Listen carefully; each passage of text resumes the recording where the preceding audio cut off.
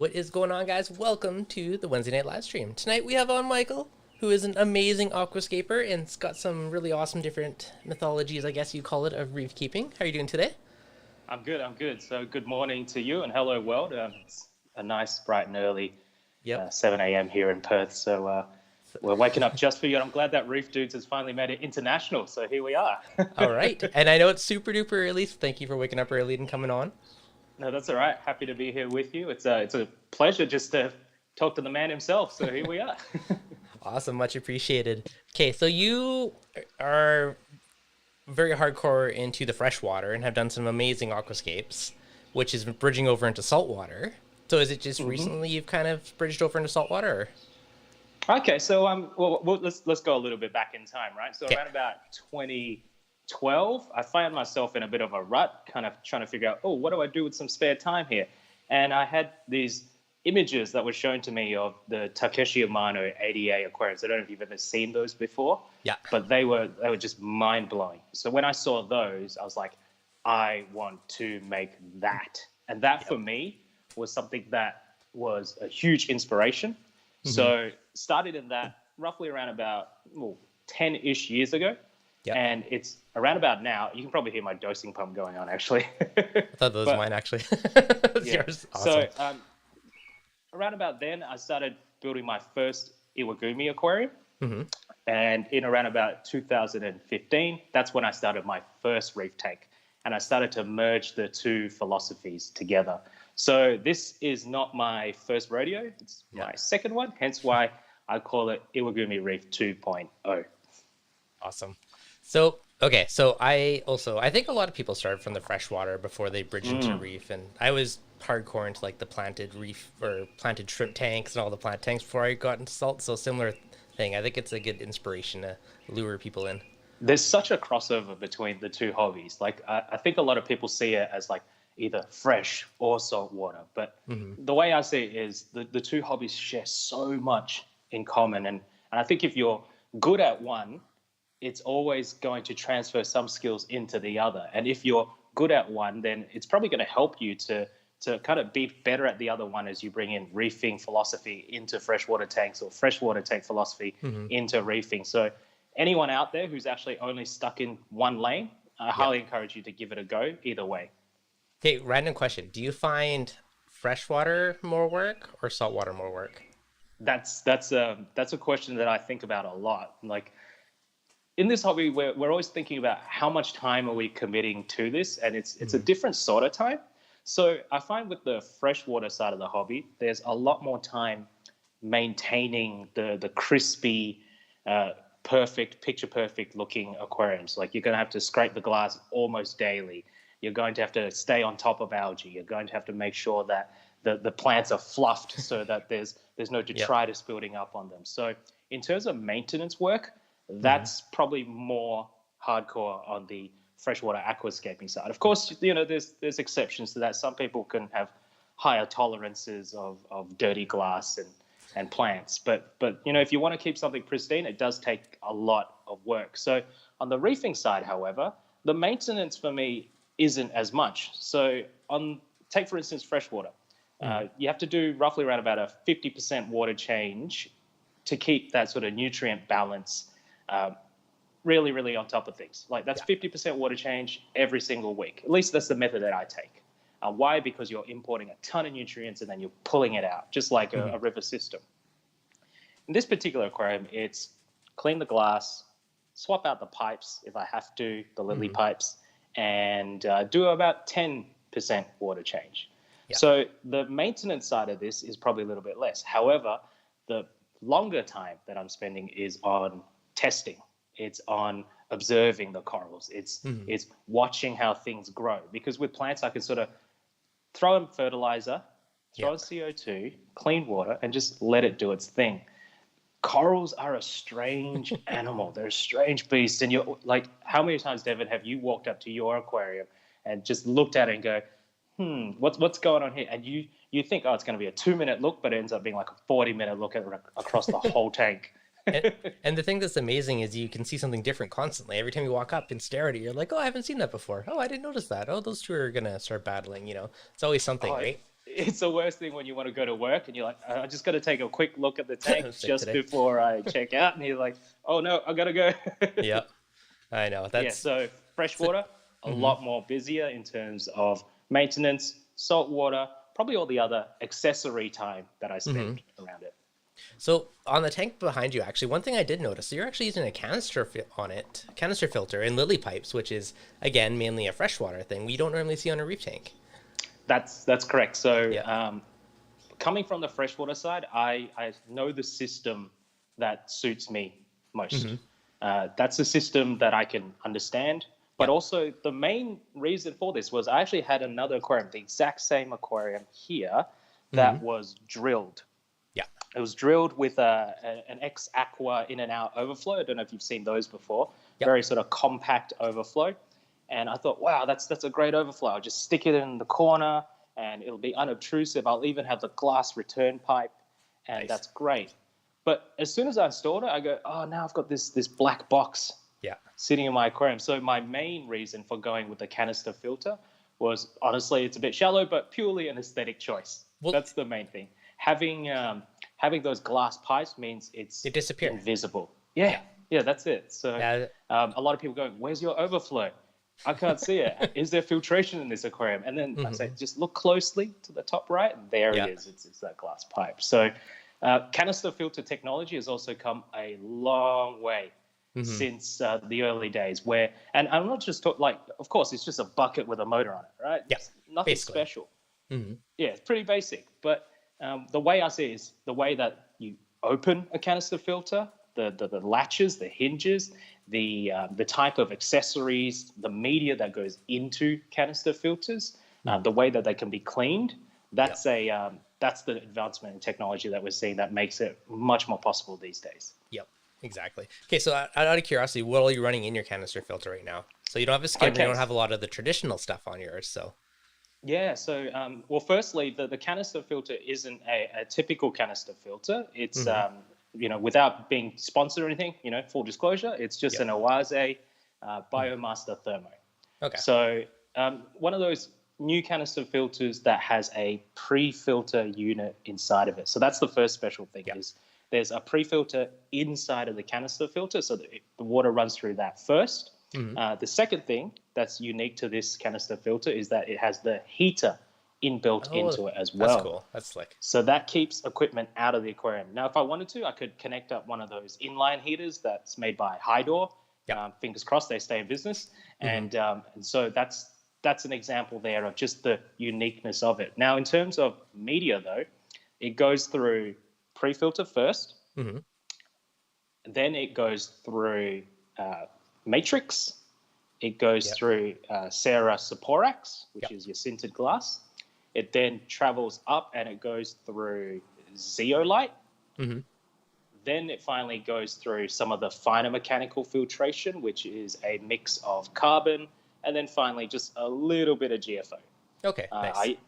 I used to have Purigen on the system, but I found that I'm not sure if it does much, because by the time it gets to that last stage, I think it's pretty clean at the end of it. Now, the special thing with that is that I've been able to hook up the canister filter in line with a TUNS macroalgae reactor. So interesting. Nice. So the one pump powers all of my mechanical, biological, and at the end, the Chaeto filtration as well. And that's just 18 watts to run the whole aquarium. Yeah, in terms of filtration. Yeah. So nothing special and really cheap. Yeah. No, that's actually it's a good way to do it. And especially for someone that wants to convert from freshwater to saltwater, you don't need to have a sump and all skimmers and all this other jazz. So yeah, definitely. I mean, I've run sumps before. Of course, I've had I had a really nice sort of glass overflow. I don't know if you've seen these overflows. They're called the Mame overflow. I'll look it up quickly. Yeah, Mame overflow, like MAME. It's like almost looks like some sort of weird glass smoking contraption. Okay. But nice. It's a genius way of creating a siphon overflow and an outflow in one. But I used to do that, and I used to run it to a sump as well. And I found, here's the thing with sumps for me. They're great. If I could run a sump, I would with the same aesthetic. I would. Mhm. I would do it with some sort of like filter roller. I'd obviously have my protein skimmer to get Yep. the water oxygenated and all that sort of stuff. I would also have all the other accessories inside of the sump. The problem with Mhm. me is that whenever I have a sump, I tend to, and my last aquarium, this is what happened, was with the sump, I let things go on a little bit of automated cruise control mode. Sounds right. And yeah, and so when you go on cruise control mode, you think like, everything's fine, it's all good. You don't touch your filtration, you don't look in the cabinet. And Mhm. so for me, that was keeping me out of touch with the aquarium. Okay. With the canister filter, especially this one, I religiously clean the pre-filter. Yeah. So it's just a quick twist, pop out, rinse the sponges, put it back in, kind of like a filter sock. Yeah. So I do that every 3 to 4 days. Okay. And that keeps me, stay on top of the pulse of the entire system. So it forces you to maintain it, keep up on it. Yeah, and I mean, if that's all the maintenance that I need to do, Mhm. then I'm happy for it. And obviously, there's a couple of things that running a canister filter has in terms of problems. Like you can't do your dosing lines Yeah. into the canister filter. You can't have pH probes into Yeah. the canister filter. So I don't have pH probes here. Mhm. In terms of my dosing lines, I use very clear, small acrylic Oh, nice. U-bend straws that Yeah. go over the lip of the aquarium, and then it just hits the top here, and it doses directly where the outflow is. Okay, So nice. they're invisible. So they're all So right by that's the lily pipes in the back corner. yeah. So they're all Yep. hidden behind the lily pipes. You can't see them in photos. You can't see them in person. But it's just one of the ways that I got around it. Some people ask as well, canister filter. How does the aquarium get its oxygen? How does the aeration happen here? And actually, a lot of the aeration just happens by the sheer surface area at the top here. I think in one of your discussions, someone mentioned that if you just turn off your protein skimmer, you won't see much of a dip in terms of oxygenation in the water. So that's an example there. Yeah. The other thing as well with protein skimmers is that as much as they're introducing oxygen into the water, they're also introducing CO2 as well. And so, yeah, I found that this aquarium runs at around about 8.4 consistently pH. Yeah. So that's one of the sort of weird side effects of having this canister filter that's not introducing carbon dioxide into the aquarium. Not saying turn off your protein skimmer, people. I'm just saying that's my particular system here. Now, this is another rabbit hole. So you were using kalkwasser when you were recycling your rocks? Yeah. So in the beginning, I was dosing kalkwasser just to see the effects of it. Yeah. So I was because I didn't use kalkwasser in my previous setup, just mainly using 2-part. This time I said, all right, let's use kalkwasser first, because I think that's what you did and a couple of other people did, just to kind of get a small amount of dosing happening in the beginning. So unbeknownst to me, I started off a little bit erroneously. I put in the full sort of concentration of kalkwasser into the aquarium. So the whole idea was my ATO, which, by the way, there's no ATO. It's going through a dosing pump, but we'll talk about that in a moment. Okay. So I was dosing kalkwasser into the aquarium, but it was dosing at such a high rate that essentially what I think was happening, and maybe Chris from ACI can sort of back me up on this, was the kalkwasser was pulling all of the carbonic acid out of the rocks, out of the sand, out of any sort of organic dead phosphorus matter or whatever else is in there. It was just getting pulled out. And so now I've got this sort of buffered, stable pH. At least that's my theory. So, I don't know.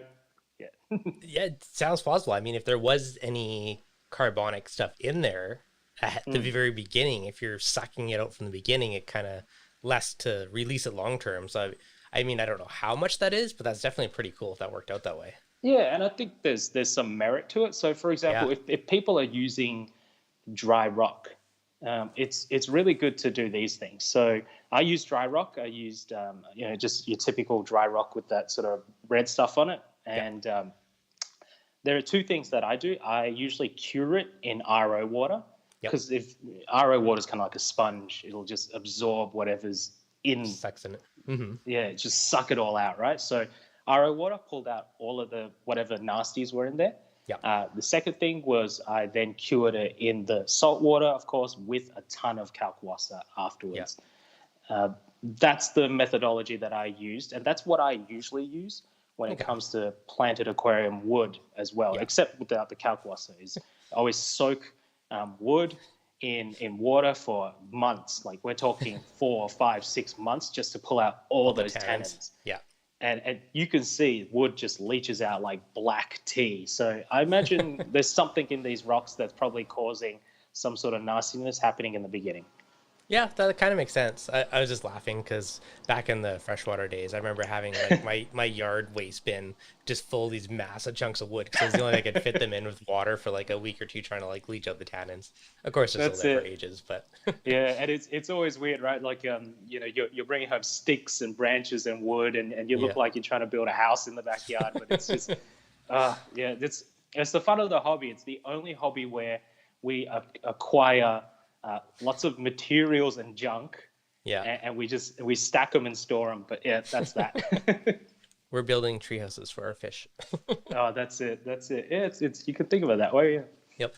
So how long did you pre-cycle or pre-cure your rock for? Did you use bacteria? Did you use fish? Did you just let it sit on its own? Did you have media from a different tank? Like, what was the initial, aside from the kalkwasser and this, so RODI water, then the salt water? Yeah. So RODI water first. Did a big drain of that. Kalkwasser with salt water at that same time. And whilst I was doing that, I dosed a bacteria product. But I don't think a bacteria product is all you need. I think there's more to it. So within my local area, there's a lot of reef collectors, like coral collectors. So I went to one of the coral collectors and I said, "Look, give me all these rocks, like all these rocks with zoas on them." Yeah, like perfect test coral, right? Zoas. If there's anything that won't die, it's going to be a zoa, right? So exactly. Threw in all of those zoas in there, and I think that's what actually helped seed the aquarium with all the goodies, the live bacteria that you probably wouldn't get in a bottle. Yeah, no, for sure. That's a good way to do it. So you went to all the different, coral sellers. You're like, I need that rock from your tank. I need that rock from your tank. So you're Pretty essentially, much, so you're getting like a huge diverse bacteria population to kind of like boost and help kickstart yours. That's it. And obviously, people say like, oh, you got to be careful of nasties. Believe me, I went through it with a magnifying glass and a toothpick, and I'm like, that's a vermitid. That's a bristleworm. Out you go. Some people like that stuff. That's fine. But for me, I just wanted the bacteria. Yeah, no, that's awesome. That's a great way to do it. So you definitely started that one right. Now your tank's not even that old, and it's thriving and looking beautiful. 6 months? Thank you, sir. Yeah, it looks beautiful. 6-ish months since corals going in it. Yeah. A lot of it does have to do with the way corals work in Australia. So in Australia, we get little colonies like these brought into the store. You can buy them for, oh gosh, I've seen them for like $30. So jealous. That's Australian dollars. So that's 30 Australian dollars is what, like $2 US or something like that, right? It's probably more than that. You've got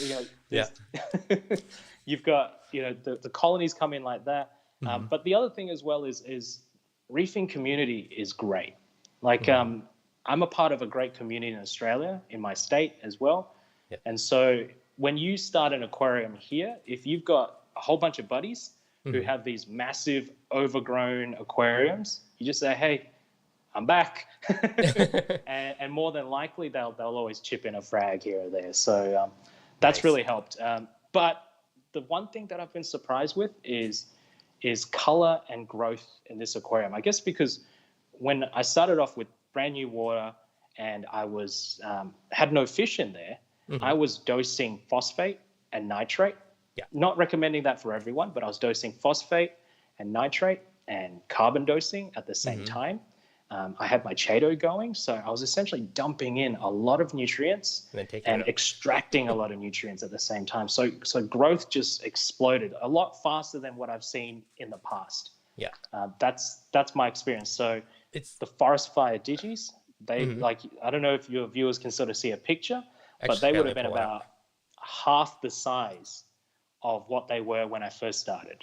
So in terms of like growth, forest fire digis, I mean, most Montiporas are going to grow like berserk anyway, but that's something that is really just taken off in this system.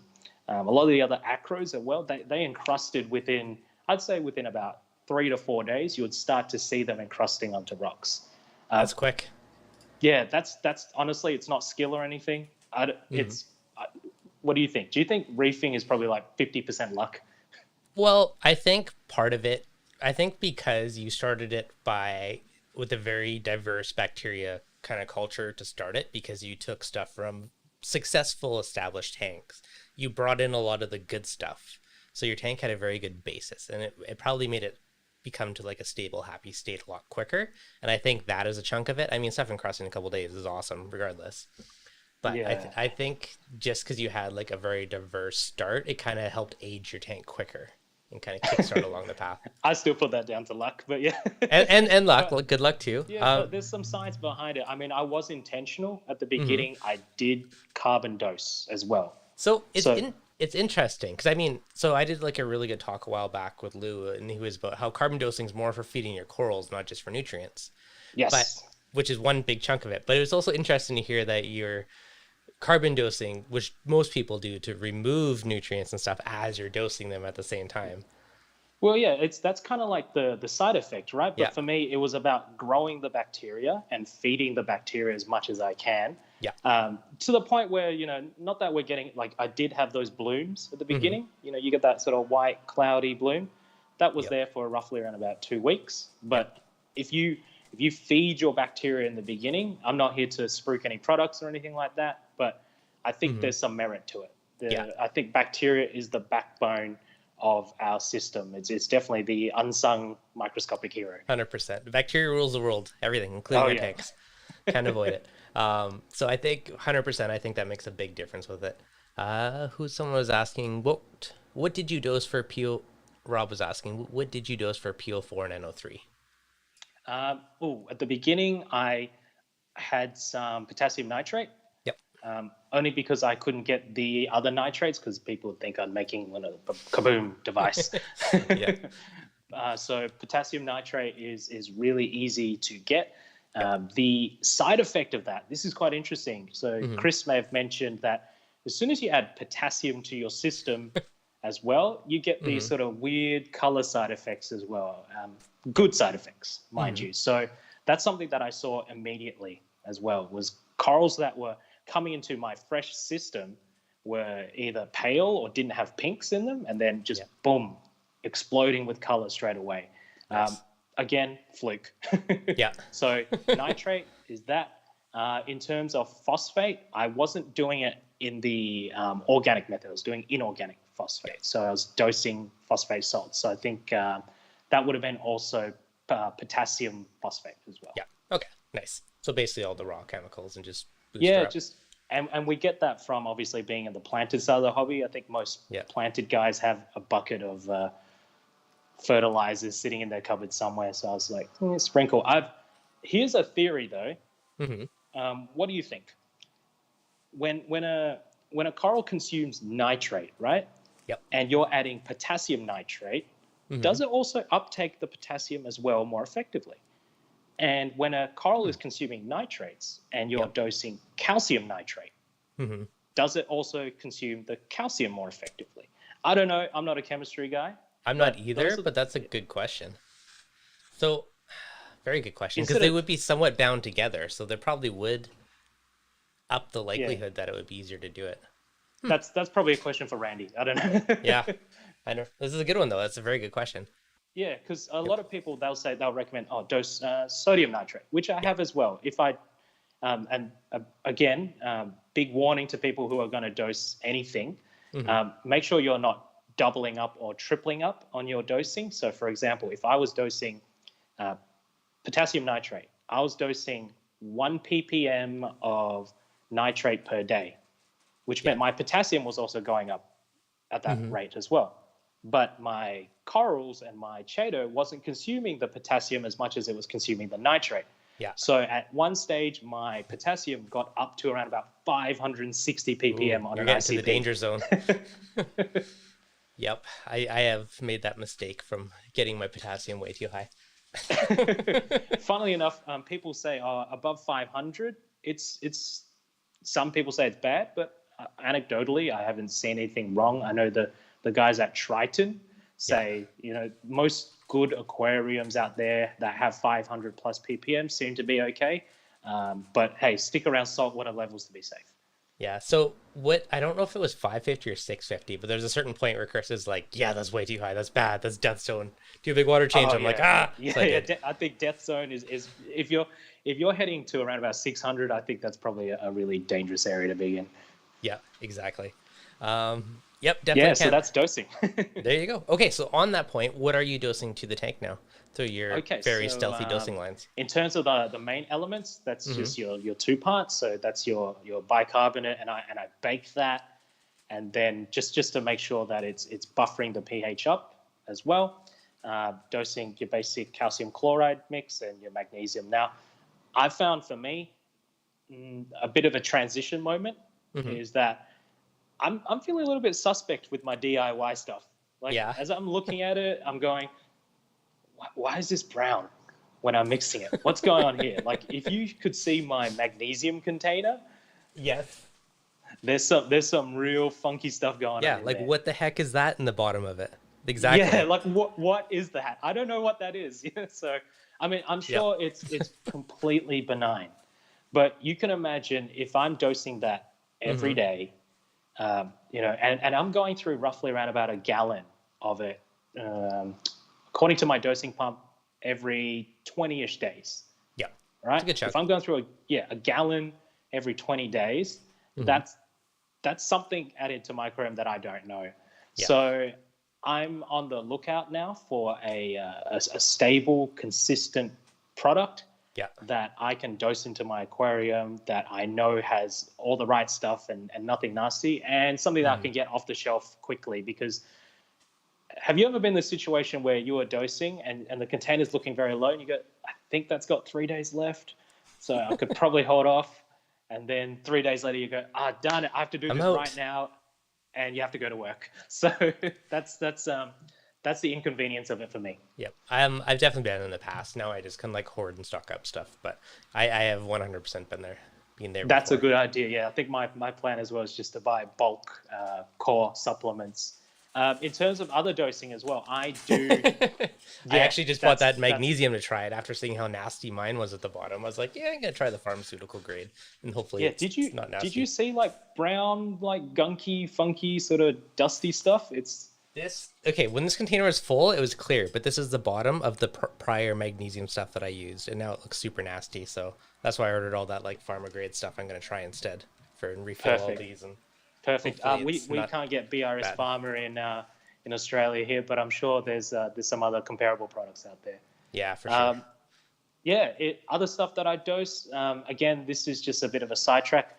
I think when you start dabbling into SPS coloration, that's when you start looking at your trace elements. And I won't recommend any specific trace element for anyone here, but if you really want to play with one level, I think potassium is probably a good place to start for a lot of people. Yep. You tend to see the results quite quickly. Nice. But in terms of, I dose a pretty wide bandwidth trace mix as well. Yeah. Now, is that just kind of DIY mix, or are you dosing individual specific stuff? No. So that's not spectrum. Like your DIY sort of Rexel and APN stuff like that. That's I mean, I'm sure most of the products might contain that stuff, but for me, I use a very specific product that splits it into three. So, similar to your Zeo, KZ, Coral Colors 1, 2, 3, or your Red Sea Colors or anything like that. So I use a local product here in Australia called Professional Coral Solutions. But again, it's not the only way to dose trace. There's tons, so many options. And to be fair, I'm probably going to explore and look for other options as well. Yeah, I'm doing multiple brands on mine, same thing, right? So like I have the Brightwell Replenish, which is like a broad spectrum. I have that on the doser, and then I'll manually tweak individual ones on top of that to like every once in a while based off ICP test to like fine tune it after that. So what do you tend to play with in terms of trace elements? Well,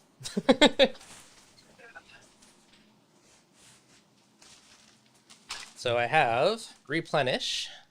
which is on a doser, and this gets dosed every day to my tank. I have to look how many Mm-hmm. mils, like 5 mils or something like that. And then I also have a bunch of these Reef Moonshiner ones, which are individual elements, and I'll use The these to good old tweak on top. moonshiner method. Yeah, so I'm doing a mix of Brightwell and Moonshiner. So Nice, nice. Yeah, for yep. me, it's a mix of obviously your broad spectrum Hmm. trace elements. Then I'll play with potassium. I'll Yep. play with iron, Hmm. and I'll also dabble a little bit in boron. Yeah. But that to me gets a little bit dangerous because there's a zooxanthellae purging effect with boron. With too much So boron, eh? yeah, too much boron and you can do some real damage unless you really want that sort of pastel zeovit look. Yeah. That's one of the things that I probably don't recommend people to play with. But Nope. that's experimental. The other thing as well is iodine. Are you dosing iodine consistently? Sporadically. I don't. I Yes. should do it consistently. It's kind of the eyedropper of when I think of it. Yeah, and that's one of the things that I'm sort of tossing up is that when I dose iron and iodine, the side effect is my glass gets really, really brown. Yeah. Like I wouldn't say really, really brown, but brown quicker. So instead of taking 4 days to get brown, it takes 2 days to get brown. So I'm always at that sort of in between moment of like, do I enrich my tank with all these supplements, or do I try to keep my tank as clean as possible? And that's the two parts of me, kind of battling each other there. Health of the animals and the system finding its equilibrium versus my need to just keep an aesthetically good looking aquarium. I know. So I do dose iron, I dose all the molybdenum, like all that stuff as well to help the refugium grow better. But again, like you said, you got to clean the glass a little more frequently if you're dosing all this other stuff. Oh yeah, and that's the thing. Like our aquariums, like your aquarium, when I look at it, it's you can tell you put in thought into the way that it looks as an entire piece. So the corals are a healthy component of it. But what's your aesthetic or your thoughts on keeping an aesthetic setup? Because I think a lot of people might have like the world's healthiest coral, but it's sitting inside of this sort of like dungeon of Super Mario pipes and you got like wires and bottles sitting around. It looks like a mad scientist lab. But even I was laughing because I had a conversation with somebody the other day, like, "Oh, you can build that for like $20." I'm like, "Yeah, but will it look pretty?" Yeah, that's it. Will it look good? Will it look good? So there's actually a lot of things that I did to make my system look good. Yeah. That's just. I mean, I you can see here, no light stands. What are you using for light above your tank, actually? That's the Ecotech XR15. Okay, sorry, nice. XR30. 30, XR30 blues, G5 blues. Nice. You got 2 of them up there? Yes, 2 of them. I'm thinking about getting 3, but I think that's plenty, to be honest. Your tank looks like blanket and lights. Everything looks like it's doing well. Oh yeah, and actually, I think my neighbors think I'm growing some sort of weird playing things in my because it's blasting blue light onto the street every night. Yeah. Yeah, that's the thing. So keeping my lights mounted above the aquarium, and actually they're much higher. So if you think about it, they're about 4 foot from the substrate. Yep. So these lights, they pack a punch. They definitely do. You don't need to mount them at the optimal height or the optimal recommended height. I think that they can well outperform that as well.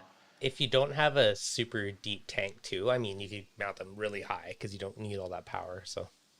Correcto, yeah. And that for me has been an advantage because I can sort of duck my head in there. And I like viewing my tank from the top down as well. I think most people do. It's one of the joys of keeping SPS is looking top down. Oh, top down views are always the best. Love it. Speaking of top down views, just a couple other random tank photos that you have on there, but your tank looks amazing. Thank you, sir. Photos never quite do it justice, but it definitely looks pretty awesome. Yeah, I mean, photos don't do it justice, but even, and I'll tell the viewers this, is that even my aquarium goes through waves of looking good and looking bad. And what do I mean by bad? The corals might be healthy, but sometimes the colors might pale out and then they'll come back. That for me is me trying to find my tank mojo, trying to find that consistency that exists. And obviously, your corals won't always look exactly the same all the time. So trust me, this aquarium is as fallible as any other aquarium out there.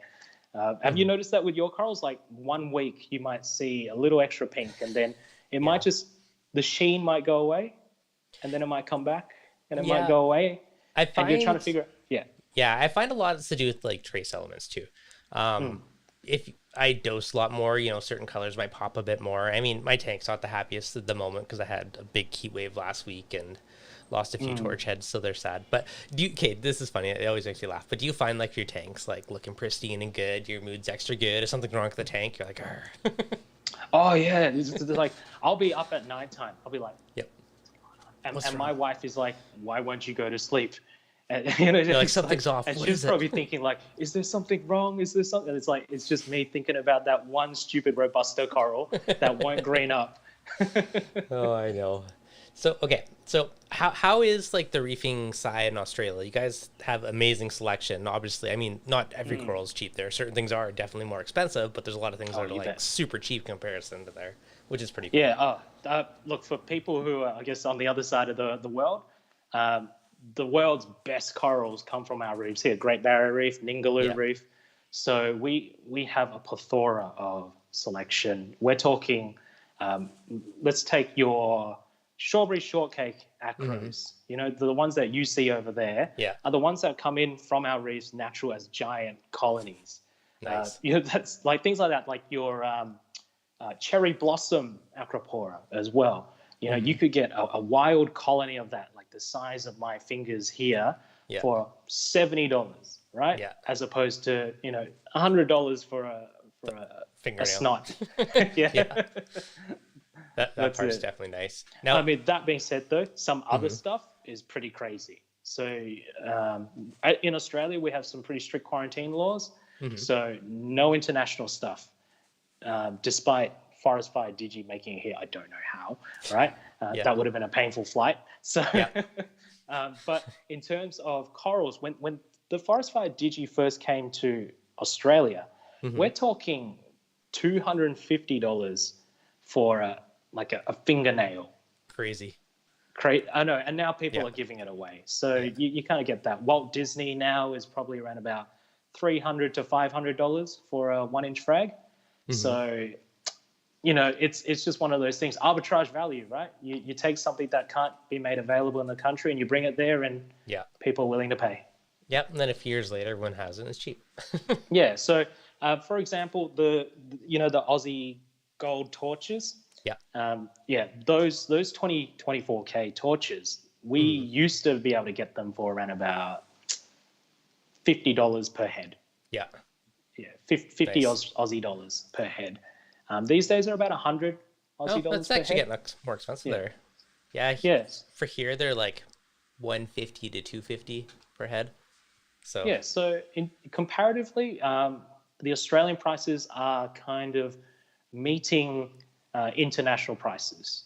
That's something that I'm seeing. And to be fair, this might be a controversial thing for me to say in Australia, but I do think corals are priced way below what they should be. I mean, you guys there's got wicked obviously deals, some good corals that have that high markup, and I can understand that. But I'd say if you can go to a store and get a pet, right, for $20, that's that's really diminishing its actual value, which is someone dove into the water, took a chisel and plucked it out, put it onto a boat, transported it thousands of kilometers. It's gone through hands, through a quarantine facility, into the pet store, and then into your house for $20. Yeah. Like, how is that even possible these days?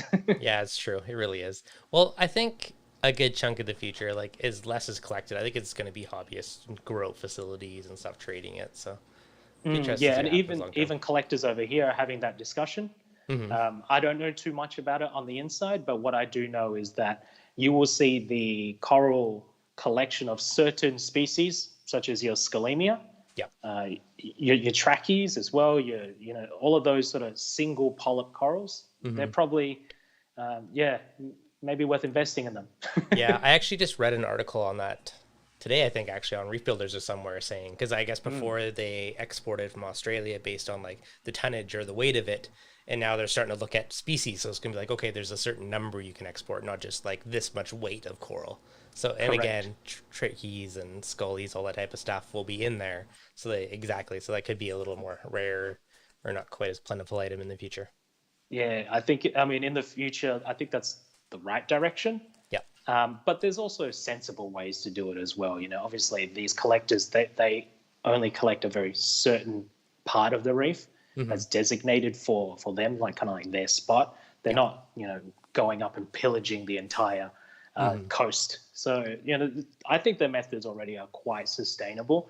But if the optics for it right now aren't exactly for aquariums, the optics is for environmental conservation, and so that's probably where a lot of the decisions are happening. But I won't get into that. That's politics. So That's a whole another stream. So on, okay. So what would actually first question? How long have you been into saltwater? Have you bridged from planted to salt? I probably got into saltwater in 2015ish. Yeah. So Nice. it's about 6 5, years 6 ago. years. And actually, my first aquarium, I don't know if you can show that to viewers. Which one was the first one? Featured on Coral Reefs magazine, I think. So if you go way back then to like 2018, 2017, there's an issue in there, and you'll see my aquarium featured. Is it the shallow low boy looking one? Correct. Yeah, that's the first Iwagumi version 1.0, and that's a 90-liter aquarium. So nice. about 100 liters. Very, very 3 foot by 1 foot by 1 foot ish. Yeah. Super shallow. Yeah, it looks really nice. Yeah, that was a real test in keeping parameters stable. Yeah. Did you find? So it looks like you had a little overflow on that one. Something's on the back, unless it's hang on. That's the Mami overflow. Okay. Yeah, so that's the old glass overflow, that one. Yeah. So okay, so you had that. So you kind of learned the lessons of stability. There was a ton of macros, ton of stuff packed into a very small volume of water. Yes. Did you rely on dosing, or did you do frequently kind of larger water changes on that one, or what was your method? That was a bit of both. I mean, a bucket would do 30% of the water anyway. So that was one thing. But again, that's the one that I had hooked up to the sump and went into cruise control mode. I thought, yeah, this will be fine. I'm going to go on a 1-month holiday overseas. And you can guess the rest of the story there. Oof. So obviously, you know, leaving aquariums to family with all the intentions and everything. I'm calling my dad, and Dad's like, "Oh, this aquarium, yeah, it's looking great. Everything's fine. All the sticks are still there." And when I come back home, they're white, like bone white sticks. So something happened, and that's kind of a bit of a, to anyone out there that goes through a significant crash, it can really knock you back. It can set you out. It can kick you out of the hobby even, because at that point, you know, I don't like to count, but at that point, if I had to count how much money went into that aquarium, it was enough to really make me go like, whoa, do I really want to do this again? Yeah, it really hurts. So that's when I went back to the freshwater aquascaping side, and I just went full commitment to the competitive side of aquascaping to create a sort of masterpiece that I wanted to be proud of. And the plants on the aquascaping side of things, much more tolerant to swings, much more forgiving. You can hardly kill a plant in a planted aquarium. Like you would have to mess up really badly to kill a plant in a planted aquarium. Yeah, it's true actually. It was the biggest thing I always remember is it was just so much work to trim it constantly to keep it pristine, you know, like you're trimming your carpeted grass. And I remember I had a 90-gallon fluval sock at one point, and every week I had like a 5-gallon bucket of plants I was hauling out of that tank. Yeah, I was dosing CO2 and fertilizers. Yeah, so it was crazy. Yeah, I don't know if you could show your viewers the field-looking aquarium, the one with the 3 sort of. With the rummy nose tetras, that one? Yes, that's the one. Yeah, so that's my competition Iwagumi. Nice. That I created for the International Aquatic Plants Layout Contest. So a lot of the principles in that aquascape transferred into this one. You can sort of see the 3 significant structures, sort of like mother, father, child, stone, and you see a lot of the pathways that exist between the rocks that lead the eye up into the negative space or to the tips of the stones as well. So there's definitely a lot of artistic crossover between the two. But you're right, that one there, trimming all the time. Lots of work. Yeah, I can totally see the similar idea of the, I don't know if I'm saying it right, iguami. How do you say it? Yeah, Iwagumi. Yeah, Iwagumi, there you go. And I mean, it's a really obscure word, but it literally just means a rock dominant aquascape. And yeah, that's the simple aspect of it. Yeah, oh, that's pretty awesome. Now now another side of it, like you also, your tanks, for all intents and purposes, you're fairly simple on like the automation and all like the gear junkie stuff, which we were kind of talking about earlier. Yeah, I am the apex. Yeah, you are.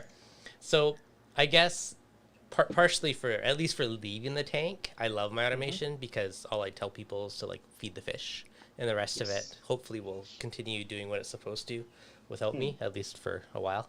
How much, like if you're gone for a while, you got your dosing automated, how hard or how much work would it be? Like, would you feel safe leaving your tank for a month again now, like you did before, or do you think it would be doomed? I reckon I could leave my tank for a month, because if you really think about it, what would the person do? They would just need to feed my fish, and they would need to know how to operate the canister filter by pulling out the pre-filter and rinsing the sponge and plugging it back in. They could essentially leave it for about 2 weeks and probably not have any issues, because one thing that your viewers might not know is that my filtration setup and the amount of corals that I have pulls out anywhere between 1 to 2 ppm of nitrate per day. Yeah. Well, and you have a lot of coral too, and corals are a nitrate filter in a way, right? They just suck it up. It's crazy. I'm dosing nitrate left, right, and center, and this is one of the sort of points that I think Jake Adams was talking about was, is it better to run your aquarium at 10 ppm and have it drop down to 5 ppm, or is it better to have it run at 5 ppm and drop it down to 0 ppm? And so that's something that I've been dabbling with lately is just running it at 10 ppm and seeing the effects of it go down to 5, and then running it at 5 and seeing the effects of what it's like going down to 0, or keeping it consistent with 1-2 ppm dosages daily. So there's a little bit of experimentation going there, but let's say if that were the case on a holiday, the person could probably just leave the filter alone and it might end up balancing itself out. Fair point. Yeah, that could work too. Yeah, I think like I would never want it to hit 0, because 0, you're kind of starving the coral in a way. I always like to see some nutrients in there. I think that's important for them to be. And I do think, the reefs, like as much as salt water, like natural seawater is 0, right? Or near 0 values, the corals are feeding all the time on creatures, on food that has 100 ppm nitrate or 1,000 ppm nitrate. Like they're sucking in all that silt and mud and nutrients that flow from the rainforest into the ocean. So they're getting like these spurts of really high nitrate nutrient food, and then the rest of the water is clean because it gets washed away. So in our tanks we don't have that. So I think that there needs to be some sort of basement level of nitrate availability for our creatures, I think. Yep, I agree. And I think, what about phosphate wise? Do you keep them fairly low or higher? My phosphates are 0.03 to 0.06 ish. Okay. So that depends on when I'm measuring it. If I measure it after the dose, then it's 0.06. The next day it'll just be 0.03. Okay. So they're at a low happy place.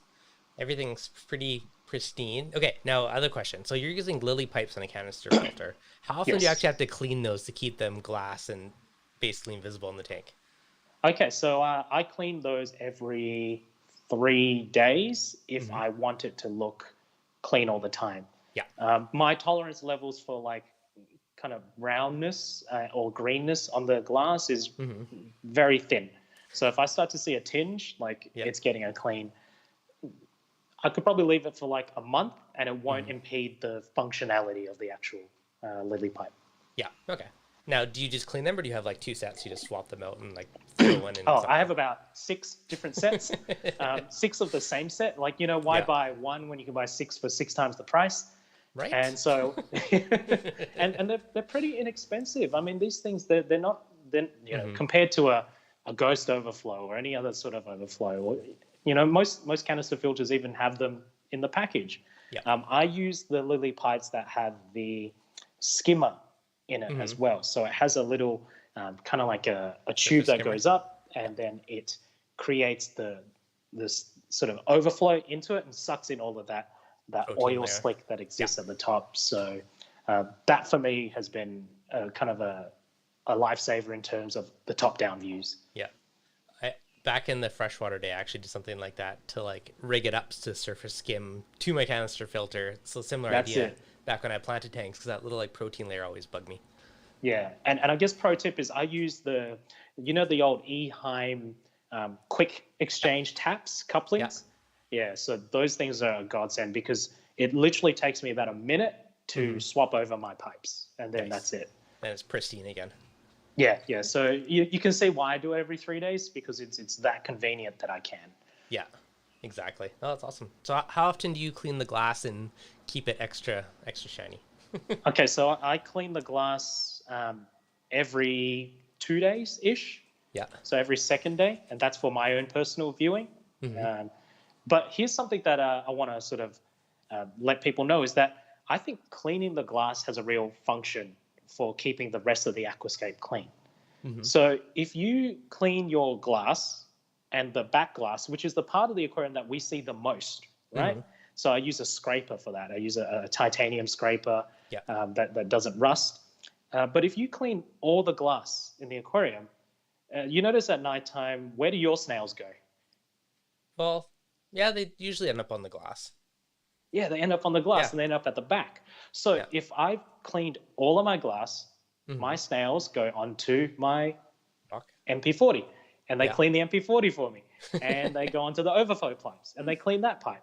And they go onto the rocks and they clean that. And they eat any sort of morsel of algae that's on the sand and on the rocks. So everything else gets cleaned by you simply taking away the abundant food source on the glass so that the snails do the rest of the work on the rest of your aquascaping equipment. So, solid logic. I like it. Yeah, I mean, if the snails are on the glass all the time, that means they're not eating the algae elsewhere. Yeah. Oh, no, that's a really good way to think about it. I like it. Yeah, I mean, my poor snails, they're probably hungry all the time. I'm sure they have lots of food on the sand and the rock and everywhere else. Oh, yeah. I mean, I haven't seen any empty shells unless something's attacked it. But pretty much it's, the snails are all still there. And actually, that's another big thing. When I started this aquarium, I threw in about 30 trochus snails. Yeah. About, let's say, 20-ish zombie snails. And I've also, all the, God knows how many 100 paper snails that just crawl around the aquascape as well. Paper snails? What are those? I don't know what you call them in the States, but they're little tiny snails that are probably like the size of your pinky nail. Okay, yeah. And they have like either a black shell or sort of like a mother of pearl looking shell. Okay, I think I know which ones those are. Yeah, and you'll see them only at nighttime. They don't really come out during the day. Yeah, okay, I know what those guys are. I've never purposely added them, but I have them in all my tanks, so they kind of just hitchhike it their way in, don't they? Yeah, they totally do. Awesome. Actually, another thing from the planted side is that the aquascapers, they use Amano shrimp to clean algae as well. The equivalent in Australia, at least, is the little glass shrimp that you find in the sea. And so I threw in about 40 of those, and they also keep my aquascape clean as well. So using cleanup crew purposefully, I think is definitely something that I take from aquascaping, the freshwater side, into reefing as well. So you have a ton of inverts to do the cleanup crew. Are any of your fish kind of like utilitarian in that respect, or are they mainly just for looks? Well, my fish are just chromis right now, clownfish, and a radiant wrasse. Nice. So that's the only 3 types of fish. And why did I go with that? Was I went for scale. So in Aquascaper, you use small fish to make your aquarium look big. Yeah. For me, I wanted to create a slice of ocean like as if you were looking into a reef in the distant, or a sunken ship or a vessel that's like ancient, grown over with corals. So I use chromis as not so much utilitarian fish, but an aesthetic fish to set the scale as well. So I've got about 25-ish in there. So yeah, I don't have your your blennies that do lawn mowing. I don't have the tangs, because can you imagine a tang in this scape? I mean, to scale, it would, like if this were a ship in the water, you make your a tang would be like a blue whale. No, it's true. It was for sure. Now another cool thing too, it looks like you have LEDs, you backlit your stand, so it kind of glows off the wall, which gives it kind of a cool look too. Yeah, that's something that I do. That's from the planted side as well, just creating that sort of transparent background. The light kind of creates a invisible sort of everlasting effect. So you kind of just keep going into the horizon. Not possible for black. Maybe black kind of does it, but what I've noticed with black wall aquariums is inevitably you end up getting coralline algae on it. You end up getting green algae on it, and things kind of just you hit a wall. You hit a wall essentially. Whereas with the clear background, makes you end up it disappears into the horizon. So that's something that I implement to make it look a little bit nicer. No, it's true. It makes you clean it too, right? Where I find with a black, it's easier to just ignore it more because you don't notice stuff as much. And that's where, and I mean, our glasses become kind of like an algae farm, don't they? I mean, a lot of people that don't clean their back glass because there's like algae and coralline in it. I found that coralline algae doesn't grow as much on my glasses because I'm constantly scraping the glass or I'm constantly cleaning the glass. So the glass never actually gets coralline algae on it. Instead, where does the coralline algae grow? It grows on the rocks where it's supposed to grow. So that's another sort of side effect function of it. Yeah, exactly. Okay, Marcus was asking, how many gallons is your tank? What are the dimensions? How many gallons? So that would be, it's around 200 liters. Yeah. Right. So divide that by 4. So we're looking around 50-ish gallons. Yeah. Nice. And is it, how long is it? So it's 4 foot in the American measurement, 120 centimeters, and 1.5 foot high, 1.5 feet deep. So 45 centimeters by 45 centimeters. Nice. You're sort of like your typical water box sizes or your typical ADA sizes. Yep. Nice. No, it's good. It's beautiful. Now, how many tanks do you have running at the moment? Oh, I've got oh my goodness. I've got a planted system. Yeah. I've got this aquarium, and I've got something else. I might show you this actually. I don't know. How do I flip this camera around? I think if you tap the screen, there should be a little button on it somewhere to flip it. Oh. Okay, here we go. Let's go into here. All right, let's go for the tour. This is what's happening next. So that's an empty Dutch aquarium that's going to happen. That there is such a tiny CO2 bottle. The other aquarium that's going to happen. Nice. And here's a sneak preview for your viewers. That's the competition aquascape that's going to happen next as well. Very nice, very nice. Yeah, so there's a lot of stuff going on. Sorry, I'll just bring it back. Yeah, plenty of stuff happening in the works for me. Obviously, we've got a lot of content coming up, and actually, I'll use this opportunity to let the viewers know that I will be starting a YouTube channel pretty soon. Oh, nice. When you do, send me the link and I'll put it in this video description so that people can find it later. Nice and easy. Yeah, well, actually, the YouTube channel already exists. There's some nice sort of cinematic videos on there at the moment of my previous aquascapes. Nice. So please, definitely plug away as well. But the rest of the content that's coming out will follow the journey of this reef tank. Nice. And sort of the philosophy behind it and some of the upcoming aquariums that I'll be making. Perfect. Okay, message me the link to that after this, okay? Oh, 100%. Okay, awesome. No, that's going to be good. So, I'm just going to... Okay, as Clyde was asking, do you build and reuse for every competition, or do you keep the tanks running normally? Or do you just temporarily build them for, like, competition purposes? I build for competition, but also for my personal living space. Yeah. So all of my aquariums, if you look at them in the past, they're kind of like the bridge between competitive aquascape, but also practical house aquarium, because you can't keep some of these international aquatic plants layout contest aquariums long term. They just don't fit into our lifestyles. So to answer Clyde's question, it's a bit of both. It's for competition, but most of my competition aquascapes last for about 1, 2, 3 years. So that Iwagumi scape that you saw, that's a 3-year-old aquarium. Nice. Yeah. So going in for the long haul, I like it. But it's beautiful. Yeah. I mean, it's living art for your house too, right? Like I love that aspect of it. That's it. Yeah, I mean, you could spend 10, 20 grand on a home theater setup, or you could have something like this that lives and thrives and grows and is completely unique to anyone. And that's like, when I put it into sort of that perspective for people, like when they go, oh, how much does this setup cost? I go, well, how much does your home theater cost? Yeah. And how many times do you use your home theater, and how many times do you watch your home theater versus how many times I might sit down and enjoy this aquarium? It's that's a very different good things point. for different people. Yeah, and guaranteed you stare at your tank more than they watch movies. Yeah, that's it. Yeah, it's all in perspective.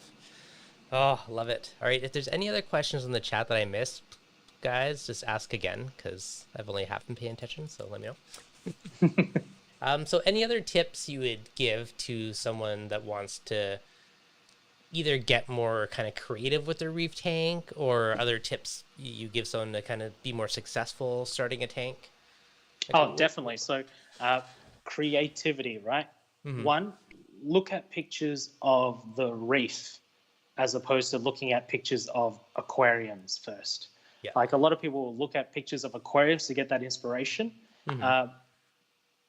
Some of the professional competitive aquascapers that I know don't look at other aquariums for inspiration. There's a really good channel called Steve's Scapes. Okay. He's number 2, I think, in the world at the moment for aquascaping, and he's, I guess, number 1 in America for aquascaping. And so he does a really good in-depth video on his process, and I adopt that process as well, which is looking at pictures of what you want to replicate in nature. So the first thing is, take 2 philosophies from it, or two perspectives. First perspective is you can design your reef or your aquascape as a representation of something larger. So for example, mine's supposed to replicate like a sunken ship that's overgrown with giant colonies of corals over time. But then some other people design their aquariums to look like a slice of the reef, as if you were diving and then looking at your aquarium as a part of the reef. So there's 2 ways to go about it.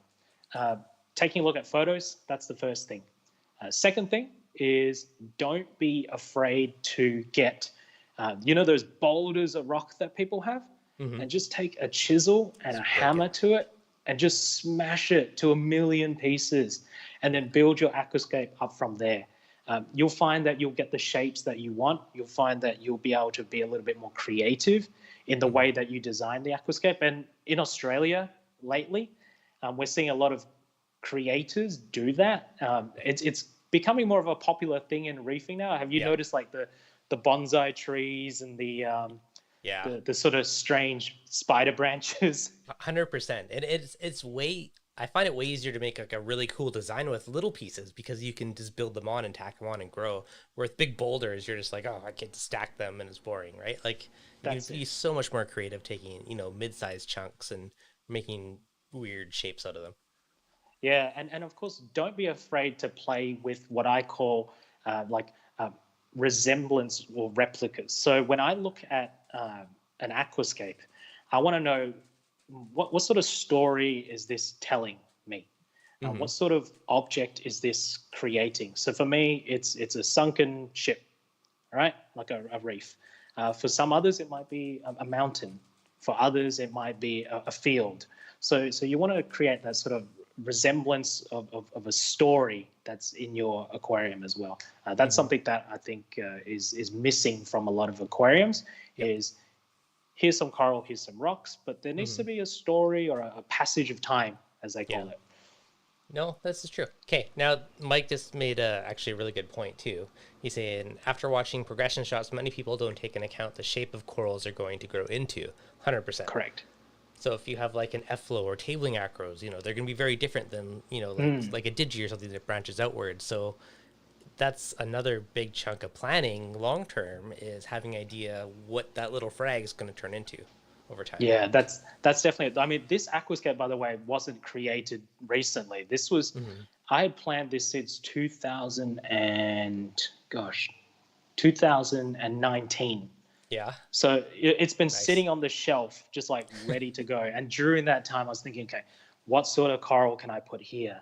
What Mm-hmm. sort of coral would work well for that lighting spot? So Yeah. you'll see there's like a stratification of corals, Mm-hmm. SPS at the top, and even the types of SPS that I put up along this slope here correspond to the lighting demands of that particular SPS Yeah. coral.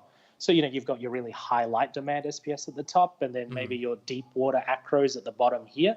Yeah. So that's a big part of it as well. Thinking about how the coral fits into it. Mm-hmm. I've got obviously the Montipora digitata at the top that shades across all of the Euphyllia at the bottom. So that's something that you're right, A and lot the of viewers planning. are right as well. Yeah. It's definitely a lot of planning, especially if you were doing it for that long, which is crazy. Yeah, So, and this is, I mean, the great thing, and you mentioned this before, is that you were trimming every week, right? The mm-hmm. great thing with SPS is like it's probably going to grow like about a centimeter a week, you know. Yeah. So you could probably like as soon as you see something kind of touching, you just go snip, and that's Yeah. it. Yeah. So that's for me. My worry though into the future is all those bases of Mm-hmm. those corals. Like as you know, most SPS bases when they grow, they probably grow to about the size of the colony itself. Mm-hmm. So I'm trying to figure out what's going to happen when all those bases start touching each other. In the past, I've let them kind of just Yeah. play it out. But yeah, what's your experience?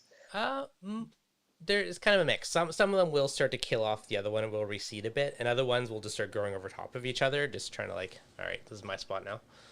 So Yeah, and it I kind of found that depends. the SPS tend to be more forgiving when the warfare happens at the base Mm-hmm. as opposed to at the tips.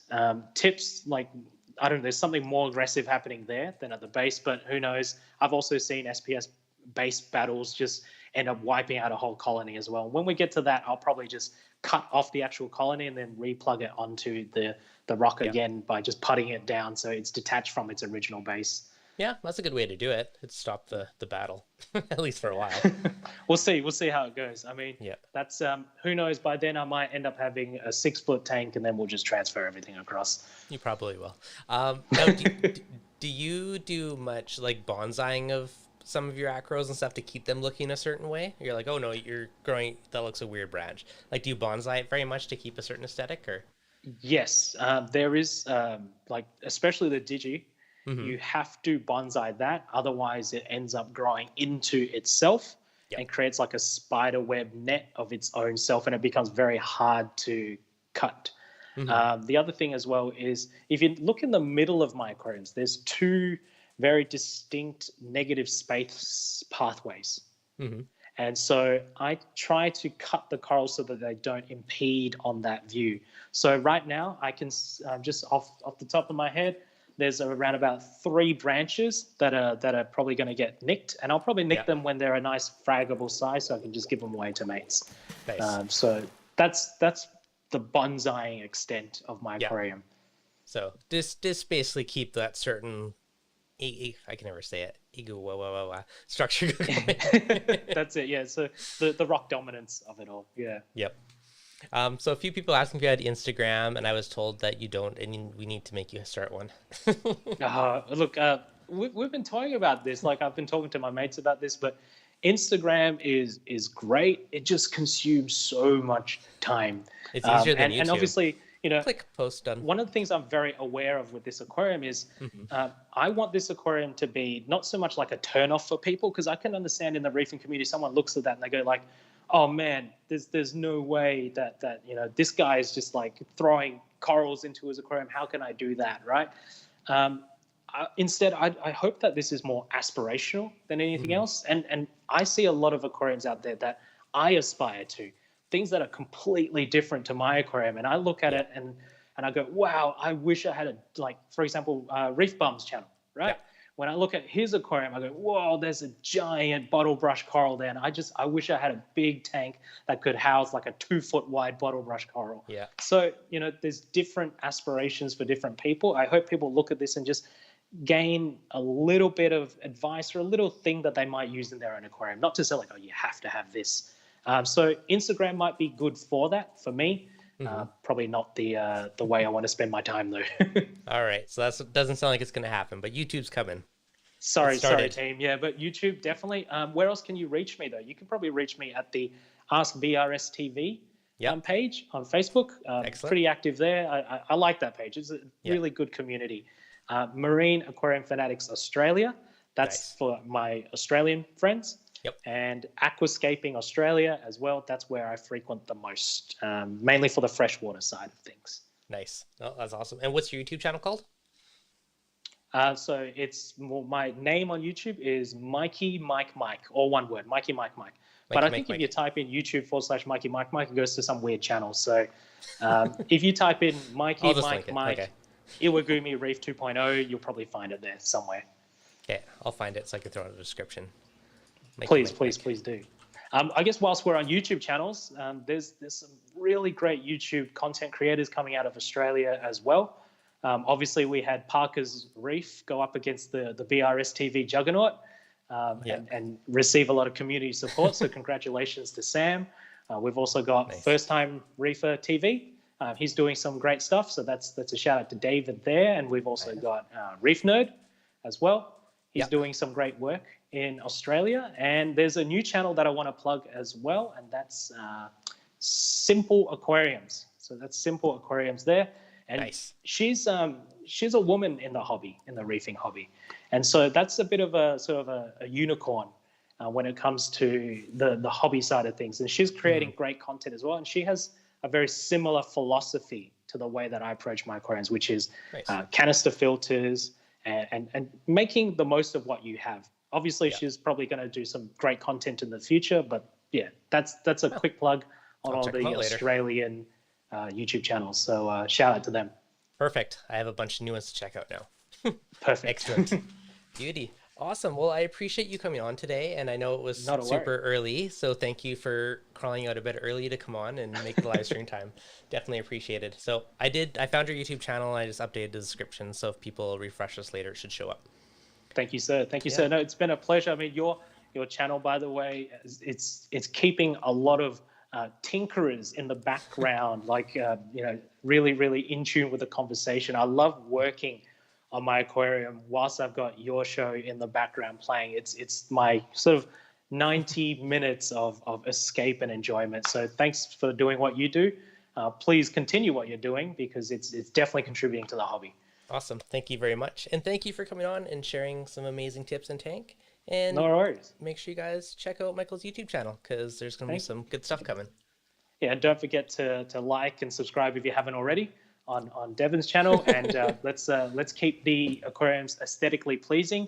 My encouragement to everyone out there, of course, is when you're looking at an aquarium, you do you. So your aquarium, if it looks beautiful to you, you love it and enjoy it, and that's the way it is. You don't need to make your aquarium for Instagram or for Facebook. The aquarium is for you at the end of the day. So if you see something that you like, go for it. If you love your own creation, that's 100% right as well. Alrighty. Cheers, everyone.